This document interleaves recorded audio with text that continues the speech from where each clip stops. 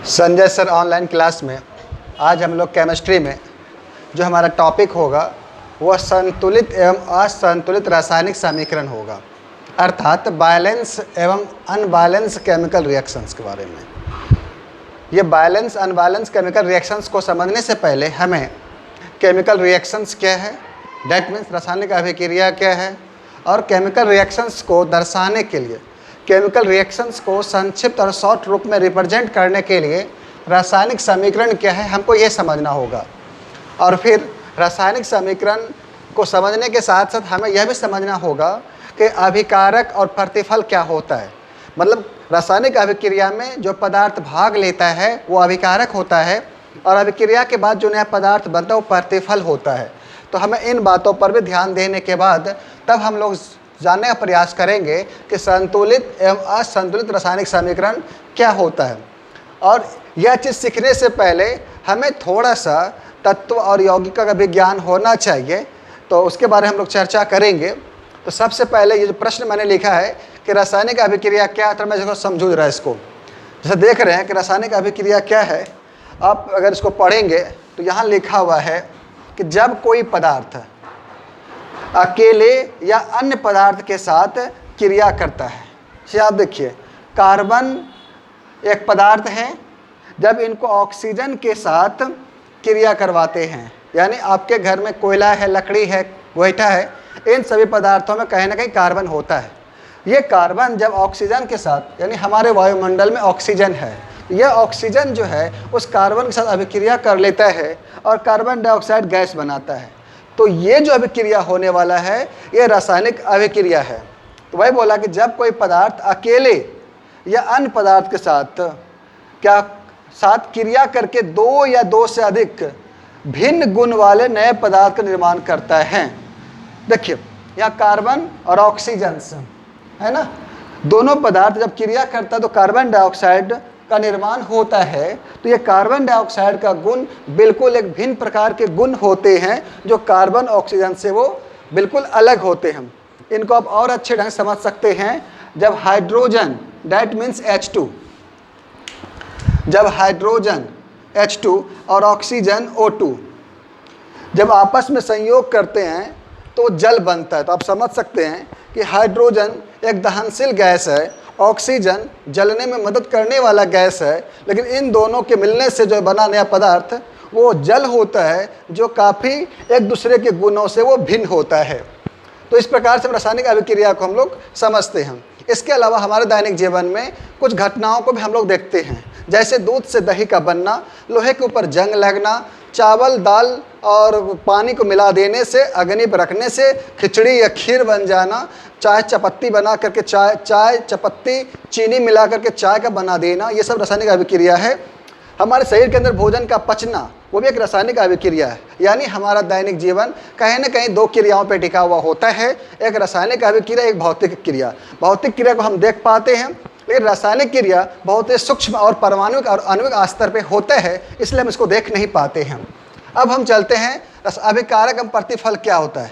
अभिकारक एवं प्रतिफल रासायनिक अभिक्रिया में जो पदार्थ भाग लेते हैं, जैसे अब यहाँ देख रहे कार्बन और ऑक्सीजन इस अभिक्रिया में भाग ले रहे थे, तो ये अभिकारक कहलाएगा। हम देख रहे हैं कि यहाँ हाइड्रोजन ऑक्सीजन जल बनने के लिए या जल बनने की प्रक्रिया में हाइड्रोजन ऑक्सीजन भाग ले रहे हैं, इसलिए अभिकारक है। तो ये अभिकारक कहलाएंगे। आपने लोहा पे जब जंग लग रहा होता है, तो जब लोहा में जब आयरन और ऑक्सीजन से जब संयोग होता है तो उसके ऊपर जंग बनता है। तो जंग लगना एक नया प्रतिफल है, उत्पाद है। वहीं दूसरी ओर लोहा और ऑक्सीजन और जलवाष्प के कण अर्थात जल के कण वो अभिकारक है। तो अर्थात हम यह कह सकते हैं कि अभिक्रिया में जो पदार्थ भाग लेते हैं, यानी रासायनिक अभिक्रिया में जो पदार्थ भाग लेंगे उसे हम अभिकारक कहते हैं, और अभिक्रिया के पश्चात जो नया पदार्थ बनते हैं उसे हम लोग प्रतिफल कहते हैं। अर्थात हम यह कह सकते हैं कि जो भाग लिया वो अभिकारक है, जो नया पदार्थ बना वो प्रतिफल है, जिसको समांतर रासायनिक समीकरण में इसे तीर के बाएं तरफ अभिकारक को दर्शाते हैं और तीर के दाएं तरफ प्रतिफल को दर्शाते हैं। प्यारे बच्चों, अब हम रासायनिक समीकरण को समझने का प्रयास करेंगे। रासायनिक समीकरण होता क्या है। रासायनिक अभिक्रिया जो हम लोगों ने देखा यहाँ पे, जब इनको हम शब्दों के रूप में लिखते हैं तो काफ़ी ज़्यादा कागज़, कॉपी, पेन, समय का वो उसमें खर्च होता है। तो इन रासायनिक अभिक्रियाओं को संक्षिप्त रूप में संकेतों और सूत्रों की मदद से जब व्यक्त करते हैं तो वो हमारा रासायनिक समीकरण कहलाता है। तो परिभाषा देखिए, किसी रासायनिक अभिक्रिया में भाग लेने वाले पदार्थों को संकेतों एवं सूत्रों की सहायता से जब उसको हम दर्शाते हैं, दिखाते हैं, तो वो हमारा रासायनिक समीकरण कहलाता है।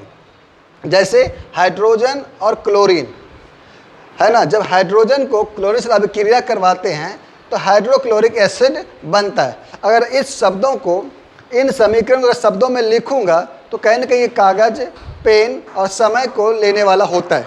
लेकिन हम इसी चीज़ को अगर हम संकेतों में व्यक्त करते हैं तो ये हमारा रासायनिक समीकरण के रूप में व्यक्त होता है। उसी प्रकार से कार्बन को जब ऑक्सीजन में जलाते हैं तो कार्बन डाइऑक्साइड बनता है। आप देख सकते हैं कि ये संकेत रूप है, सूक्ष्म रूप है, और इसी का रूप मैंने यहाँ पे लिखा है, तो कितना ज़्यादा ये जगह को, स्पेस को ये ग्रहण किया है। तो हम इस प्रकार से समझ सकते हैं कि रासायनिक समीकरण रासायनिक अभिक्रिया का संकेत और सूत्रों के द्वारा व्यक्त किया जाने वाला एक अन्य रूप है। ठीक है, इसको उतारिए, फिर हम आगे देखते हैं। अब हम लोग आगे पढ़ेंगे संतुलित एवं असंतुलित रासायनिक समीकरण। उतारिए इसको।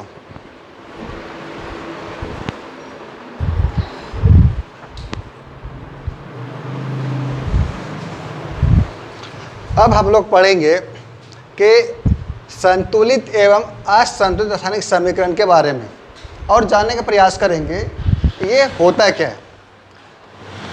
तो यहाँ पहला प्रश्न के रूप में हम ये दिखा रहे हैं कि संतुलित रासायनिक समीकरण क्या होता है। संतुलित का मतलब होता है तराजू का दोनों हिस्सा बराबर होना चाहिए, बैलेंस होना चाहिए। हम लोग जब मार्केट जाते हैं, सब्जियां वगैरह खरीदते हैं, तराजू का दोनों तुला बराबर होता है, बैलेंस होता है, तो हम कहते हैं चलो ठीक है। केमिकल रिएक्शन इसी आधार पे काम करता है।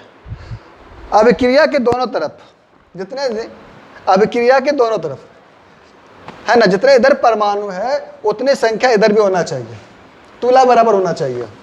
जितना इधर है उतना इधर भी होना चाहिए, जितना इधर है उतना इधर भी होना चाहिए। अर्थात वह समीकरण जिसके दोनों ओर परमाणु की संख्या समान हो, number of atoms are equals in on the both sides, यानी परमाणुओं की संख्या, एटम्स की संख्या दोनों तरफ क्या होना चाहिए, बराबर होना चाहिए। अगर ऐसा कोई केमिकल रिएक्शंस है तो वो संतुलित रासायनिक समीकरण है, जिसको हम बोलते हैं बैलेंस केमिकल रिएक्शन। वही दूसरी ओर हम लोग देखते हैं असंतुलित रासायनिक समीकरण क्या होता है। अगर तराजू का कोई हिस्सा ऊपर नीचे है तो हम उसको बैलेंस नहीं कहते हैं, वो अनबैलेंस है। उसी प्रकार से यहाँ पर है कि किसी भी केमिकल रिएक्शंस में अगर दोनों ओर परमाणुओं की संख्या बराबर नहीं है तो वो हमारा कहलाएगा अनबैलेंस, असंतुलित रासायनिक समीकरण कहलाएगा। यानी वह समीकरण जिसके दोनों ओर परमाणुओं की संख्या समान नहीं हो, वह असंतुलित रासायनिक समीकरण कहलाता है। अब इधर देखिए, इस तरफ और इस तरफ ध्यान से देखिएगा, बराबर नहीं मिलेगा। कैसे, वो देखिए। हम इसकी और इसकी चर्चा करते हैं। इधर देखिए हाइड्रोजन 2 है। एक काम करते हैं, यहाँ पे डरा बनाते हैं हाइड्रोजन के बारे में। इधर हाइड्रोजन 2 है, यहाँ देखिए, यहाँ पे हाइड्रोजन 2 है। या क्लोरीन 2 है, यहाँ 2Cl, यहाँ पे क्लोरीन 2 है।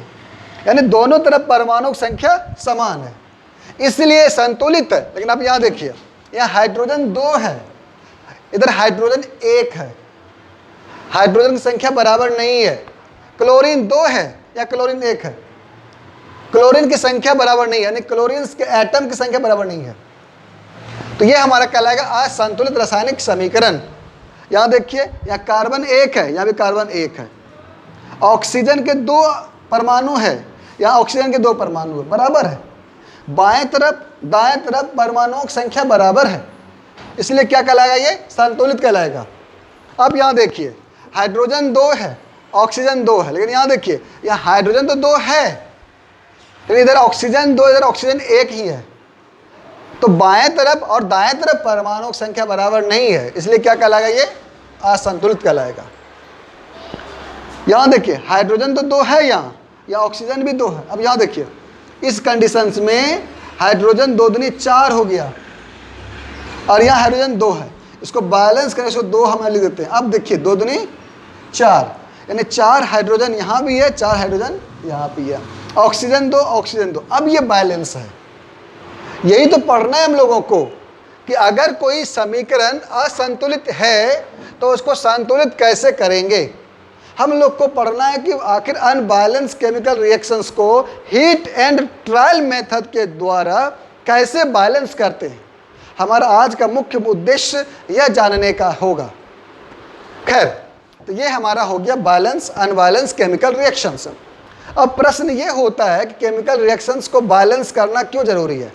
अगर मैं इसको बोलूँ इस प्रकार से, रासायनिक समीकरण को संतुलित करना क्यों है जरूरी है, या क्यों करते हैं संतुलित रासायनिक समीकरण को।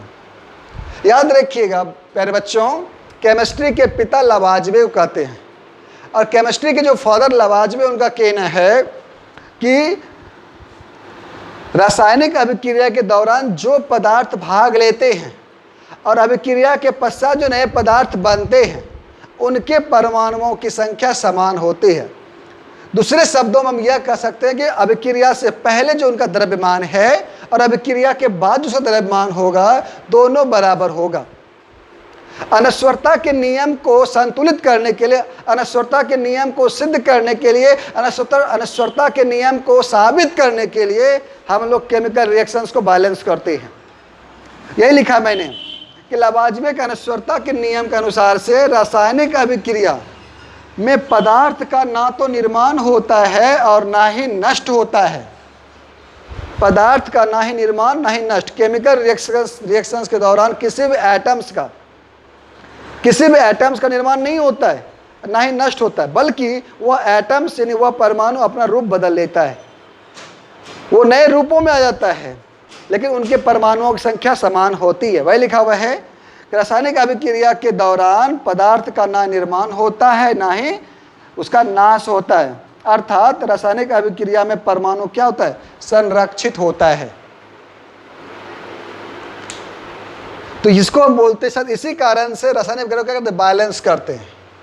इसके बाद उतार लीजिए। अब हम लोग चलेंगे बैलेंस कैसे करते हैं। उतारिए इसको।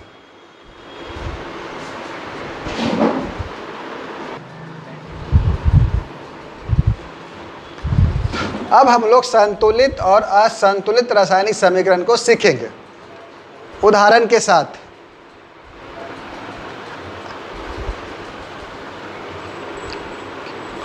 क्या हुआ? अब जरा इसको देखिए, हम लोग समीकरण को बैलेंस और अनबैलेंस को बैलेंस कैसे करते हैं। यहाँ पे मैं कुछ रासायनिक समीकरण असंतुलित रूप में दिया हुआ है, इसको हम संतुलित करना है। संतुलित करने का मेथड्स है हीट एंड ट्रायल मेथड्स। अब ये मेथड से होता है क्या है, इस मेथड्स में मुझे क्या करना है, मार्कर ले लो। यानी इसमें क्या करेंगे कि लेफ्ट और राइट, केमिकल रिएक्शंस के लेफ्ट और राइट हिस्से को देखना है, और उसमें जितना परमाणु कम है उतना परमाणु उसको उपसर्ग के रूप में दे करके उसको बैलेंस कर देना है। ये है लेफ्ट और right heat and trial methods. अब इसको देखिए उदाहरण के साथ। पहला समीकरण यहाँ पर है H2 + O2 बराबर H2O। अब जरा इसको ध्यान से देखिएगा, ये लेफ्ट वाला हिस्सा है और ये राइट वाला हिस्सा है। तो देखिए हाइड्रोजन बाएं तरफ 2 है और दाएं तरफ भी हाइड्रोजन 2 है। ऑक्सीजन बाएं तरफ 2 है और दाएं तरफ 1 है ना। तो अभी बैलेंस कैसे होगा, तो एक काम करते, कितना ऑक्सीजन यहाँ पर है 2, तो कभी भी हम लोग 2 यहाँ नहीं कर सकते हैं। जब भी उसको बैलेंस करेंगे तो प्रीफिक्स के रूप में यानी उपसर्ग के रूप में, ठीक है, सफिक्स नॉट प्रीफिक्स, सफिक्स के रूप में।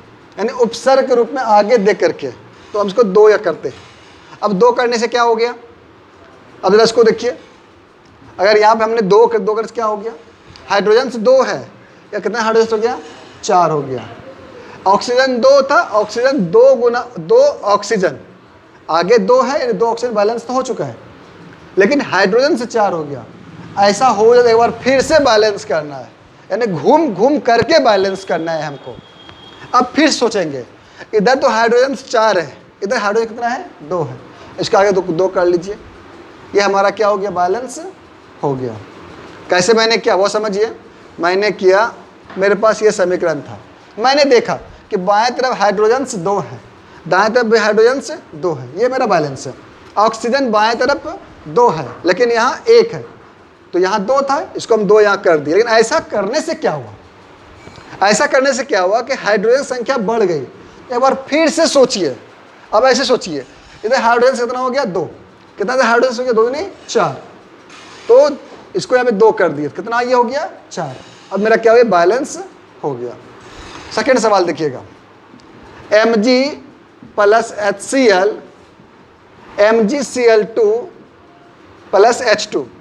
अब बोलिए मैग्नीशियम इधर कितना है बेटा, 1 है, या कितना मैग्नीशियम है, 1 है, बैलेंस है। हाइड्रोजन यहाँ कितना है, 1 है, या कितना हाइड्रोजन है, 2, या फिर से 2 लिखो, क्योंकि यहाँ 2 था या 1 था, इसलिए मैं 2 यहाँ कर दिया। अब फिर से बैलेंस कीजिए, मैग्नीशियम 1, मैग्नीशियम 1, कितना हाइड्रोजन हो गया, हाइड्रोजन कितना यहाँ पर, 2, कितना हाइड्रोजन 2, कितना क्लोरीन, Cl आगे 2 है, 2 क्लोरीन Cl2, बैलेंस हो गया। यहाँ पे समझ में आ रही बात, कैसे मैंने बैलेंस किया, ये मेरा बैलेंस होगा। एक बार फिर समझिए मैंने कैसे किया बैलेंस। ऐसे पढ़ेंगे, मैग्नीशियम 1, मैग्नीशियम में कितना है, 1, बैलेंस है, ठीक है। हाइड्रोजन 1 है, कितना हाइड्रोजन है, 2 है, तो यहाँ 2 यहाँ नहीं लिख सकते, 2 कहाँ लिखेंगे, हमेशा इसके आगे। इससे क्या हुआ, हाइड्रोजन बैलेंस हो गया। एक बार फिर से सोचिए इस प्रकार से, मैग्नीशियम 1, मैग्नीशियम 1, हाइड्रोजन से 2, हाइड्रोजन से 2, क्लोरीन कितना है, 2, Cl आगे 2, क्लोरीन से कितना हो गया, 2, ये मेरा बैलेंस हो गया। अगला सवाल देखिएगा, यहाँ पर Fe plus H2O, Fe3O4 plus H2। अब ऐसे पढ़िए, लोहा कितना बेटा यहाँ पर, 1, या कितना लोहा है, Fe में 3 लोहा है, 3 यहाँ लिखिए, लिख दिया। अब इसको फिर से जोड़िए, Fe कितना है, 3, या कितना Fe है, 3, Fe क्या हो गया, बैलेंस हो गया। हाइड्रोजन यहाँ कितना है, 1, 2 हाइड्रोजन है, या कितना हाइड्रोजन है, 2, हाइड्रोजन बैलेंस है। ऑक्सीजन ये कितना है, 1, या कितना ऑक्सीजन है, 4, या 4 कर दीजिए, कर दिया ना। अब फिर से बैलेंस कीजिए, लोहा 3, लोहा 3 हो गया। हाइड्रोजन से कितना हो गया, 4 दूनी 8, या कितना हाइड्रोजन मेरे पास है, 2, क्या करना होगा, इसको फिर से एक बार यहाँ 4 कर दिए, 4 कितना हो गया, 8 पुर गया। अब कितना हुआ, ऑक्सीजन 4, बैलेंस हो गया। अरे समझ में सुना मैंने कैसे किया, एक बार फिर समझिए इसको मैंने मिटा दिया मैंने। ऐसे पढ़िए, लोहा या कितना बेटा, 1 है, या कितना Fe है, 3 है, या 1 है या 3 है, तो 3 यहाँ कर दीजिए, कोई दिक्कत। अब फिर से लिए, अब पढ़िए इसको फिर शुरू से, है ना, 3 Fe3 बैलेंस हो गया। कितना हाइड्रोजन बेटा यहाँ पर है, 2, कितना हाइड्रोजन यहाँ पर है, 2, अभी तक बैलेंस है। कितना ऑक्सीजन यहाँ पर है, 1, या कितना ऑक्सीजन है, 4, कहानी गड़बड़ हो गया, यहाँ 4 कर दो। अब फिर से बार पढ़िए, लोहा कितना है, 3, लोहा 3, कितना हाइड्रोजन यहाँ बेटा हो गया, 4 दूनी 8, या कितना हाइड्रोजन है, 2, तो यहाँ 4 कर दो, 8 पुर गया। कितना लोहा है, 4, कितना लोहा है, 4, बैलेंस हो गया, ये मेरा हो गया। सवाल 4 देखिए बेटा, N2 प्लस 3H2 बराबर 2NH3। अब बोलिए ऐसे, N2 कितना है, 2, इसको आप मिटा दीजिए, ये बैलेंस ही था। N2 कितना यहाँ पर है, 2, या कितना नाइट्रोजन यहाँ 2 है, या कितना नाइट्रोजन यहाँ पर है, 1 है, बैलेंस है, नहीं है, इसको आप 2 कर दो, कर दिया। यहाँ पे कितना, यहाँ पे सवाल में एक्चुअली ये नहीं था, ये क्या था, नहीं होगा, ताकि बैलेंस फिर कैसे करेंगे, तो पहले से बैलेंस ही था, इसीलिए। N2 कितना बेटा, 2, या कितना N2 मैंने 2 कर दिया, 2 हो गया मेरा। सवाल फिर समझिए, शुरू समझिएगा, N2 2, यहाँ कितना हाइड्रोजन बेटा, यहाँ पर 1 है, बैलेंस कब होगा, जब इसको 2 कर देंगे। अभी तक में नाइट्रोजन बैलेंस हो चुका है, हाइड्रोजन्स 2, यहाँ कितना हाइड्रोजन्स बेटा, 3 दूनी 6, यहाँ है कितना 2, 2 तिया 6, बैलेंस हो गया। सवाल संख्या 5 देखिए, H2 प्लस Cl2 बराबर क्या बेटा, HCl। हाइड्रोजन कितना, हाइड्रोजन देखो तो, ये कितना हाइड्रोजन है, 1, इसको 2 कर दिया मैंने। कितना क्लोरीन है यहाँ पर, 2, क्या क्लोरीन यहाँ पर 2 गुना क्लोरीन, 2 क्लोरीन मिल गया, ये मेरा बैलेंस हो गया। इस प्रकार से हम बैलेंस करेंगे। अगर आप जिस प्रकार से मैं इसे बैलेंस कर रहा था, अगर आप इस तरह से आप बारंबार गिन के बैलेंस करेंगे तो निश्चित रूप से आपसे सभी प्रकार के केमिकल रिएक्शंस बैलेंस हो जाएंगे। इसके अलावा अगर कोई भी बैलेंस आपसे नहीं हो पाता तो आप अगले क्लास में आकर के हमसे पूछेंगे। धन्यवाद।